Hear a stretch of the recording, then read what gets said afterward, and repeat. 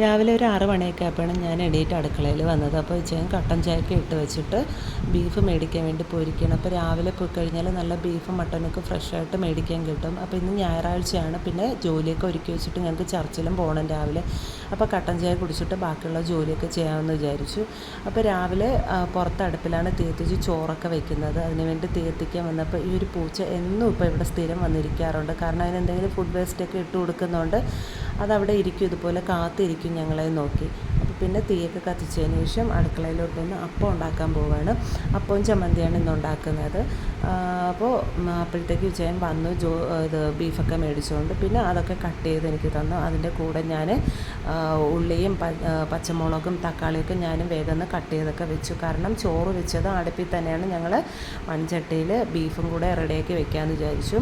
അപ്പോൾ ഞങ്ങൾ മിക്ക ദിവസങ്ങളിൽ രാവിലെ തന്നെ രണ്ടുപേരും കൂടെ ചേർന്ന് ജോലികൾ അങ്ങ് തീർക്കാറുണ്ട്. കാരണം വിജയന് മോള് സ്കൂളിൽ പോകുന്ന സമയത്തും അവർക്ക് ചോറും കാപ്പിയൊക്കെ കൊടുത്തു വിടുന്നതുകൊണ്ട് എപ്പോഴും അങ്ങനെയാണ്. എന്നാലും ഞായറാഴ്ച അതുപോലെ തന്നെയാണ്. അവധിയാണെന്ന് പറഞ്ഞിട്ട് അങ്ങനെ മാറ്റി വയ്ക്കാറൊന്നുമില്ല ജോലികൾ. മാക്സിമം പറ്റുന്ന ജോലികളൊക്കെ ചെയ്തിട്ട് തന്നെയാണ് ചർച്ചിൽ പോകുന്നത്. പിന്നെ വെള്ളച്ചമ്മന്തിക്കുള്ള തേങ്ങയൊക്കെ ഇതുപോലെ അരച്ച് ചമ്മന്തിയും റെഡിയാക്കിയിട്ടുണ്ട്. പിന്നെ ചോറൊക്കെ മാറ്റിയതിന് ശേഷം ഈ ഒരു ചട്ടിയിലാണ് ഞങ്ങൾ ബീഫായാലും മട്ടനായാലും ചിക്കനായാലും വെക്കുന്നത്. അപ്പോൾ ഈ ഒരു ചട്ടിയിൽ ഞാൻ മീൻകറിയോ മറ്റുള്ള കറികളോ ഒന്നും വെക്കാറില്ല. ഇതുപോലെ ഇറച്ചിയൊക്കെ വേവിക്കാൻ വേണ്ടി മാത്രം വെച്ചിരിക്കുന്നതാണ്. അത്യാവശ്യം ഒരു 1-1.5 കിലോ ഇറച്ചി വെള്ളമൊക്കെ ഒഴിച്ച് വെച്ച് കഴിഞ്ഞാലും പാകത്തിന് നിൽക്കും. അത്രയും സ്പേസ് ഉണ്ട്. നല്ലൊരു വലിയ ചട്ടി തന്നെയാണ്. അപ്പം നല്ല കട്ടിയുണ്ട്, പെട്ടെന്നൊന്നും പൊട്ടിപ്പോലെ. കുറേ നാളുകൊണ്ട് ഞാൻ ഉപയോഗിക്കുന്നതാണ്. അപ്പം നന്നായിട്ട് ചട്ടിയിലും കൂടെ ആയതുകൊണ്ട് ഒരു പ്രത്യേക ടേസ്റ്റാണ് വെക്കുന്നത്. അപ്പോൾ ഞങ്ങളിവിടെ കുക്കറിലൊന്നും ഇറച്ചി ഐറ്റംസ് ഒന്നും വേവിക്കാറില്ല.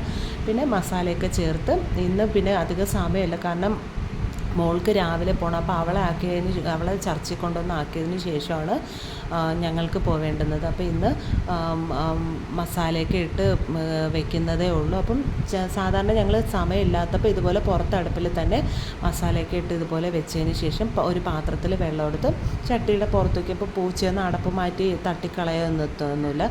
നന്നായിട്ട് വരുമ്പോഴത്തേക്ക് വെന്തിരിക്കുകയും ചെയ്യും. അപ്പോൾ മോള് വിജയനും പോയി കഴിഞ്ഞു. പിന്നെ ഞാൻ ബാക്കിയുള്ള ജോലികളെല്ലാം പെട്ടെന്ന് ചെയ്തിട്ട് വിജയൻ വരുന്നതിന് മുന്നേ കാപ്പിയൊക്കെ കുടിച്ചിട്ടിരിക്കാമെന്ന് വിചാരിച്ചു. അപ്പോൾ ഞങ്ങളും പിന്നെ 8:30 ആകുമ്പോഴത്തേക്ക് ചർച്ചിൽ പോകും. അത് കഴിഞ്ഞ് പിന്നെ അവിടുത്തെ ആരാധന എല്ലാം കഴിഞ്ഞിട്ട് വരുമ്പോൾ ഏകദേശം നല്ല സമയമെടുക്കും. അപ്പോൾ മോൾക്ക് രാവിലെ അവൾ കഴിച്ചിട്ടൊന്നുമല്ല പോയത്. അതുകൊണ്ട് അപ്പവും വെള്ളവും പിന്നെ സ്നാക്സ് അങ്ങനെയൊക്കെ ഞാൻ എടുത്ത് മാറ്റി വെച്ചിരിക്കുകയാണ്. പിന്നെ ഞാനും വേഗം കാപ്പിയൊക്കെ കുടിച്ചിട്ട് ഒരുങ്ങി ചർച്ചിൽ പോകാൻ വേണ്ടിയിട്ട്. പിന്നെ ഞങ്ങൾ ചർച്ചിൽ പോയിട്ട് വന്ന് ബാക്കിയുള്ള കാര്യങ്ങളൊക്കെ ചെയ്തത്. അപ്പം ബീഫ് കറിക്ക് ഞാനിതുപോലെ ഗരം മസാലയോ മീറ്റ് മസാലയോ ഒന്നും ചേർക്കാറില്ല. സാധാരണ മല്ലിയും മുളകും മഞ്ഞളും മാത്രമാണ് ചേർക്കുന്നത്. പിന്നെ കുറച്ച് തേങ്ങാപ്പാലും കൂടെ ഞാൻ ഒഴിക്കാറുണ്ട്. നന്നായിട്ട് വെന്തിട്ടുണ്ട്, നല്ല സോഫ്റ്റായിട്ട് വെന്ത് ചാറൊക്കെ കുറുകി വന്നിട്ടുണ്ട്. പിന്നെ ഇത്രയേ ഉള്ളൂ. പിന്നെ കുറച്ച് തേങ്ങാക്കൊത്തും കൂടെ ഞാൻ വറുത്ത് ചേർക്കാറുണ്ട്. തേങ്ങാക്കൊത്ത് വറുക്കുമ്പോൾ എണ്ണയിൽ കുറച്ച് കറിവേപ്പിലയും അതിലാണ് കുരുമുളക് പൊടിയും കൂടെ ഇട്ട് മൂപ്പിക്കുന്നത്. എന്നിട്ട് അതും കൂടെ ചേർക്കും. അപ്പോൾ ഞായറാഴ്ച ഉച്ച വരെയുള്ള ജോലികളെല്ലാം കഴിഞ്ഞു എനിക്ക്. അപ്പോൾ ഇന്നത്തെ വീഡിയോ എന്ന് പറയുന്നത് ഇത്രയേ ഉള്ളൂ. Thank you.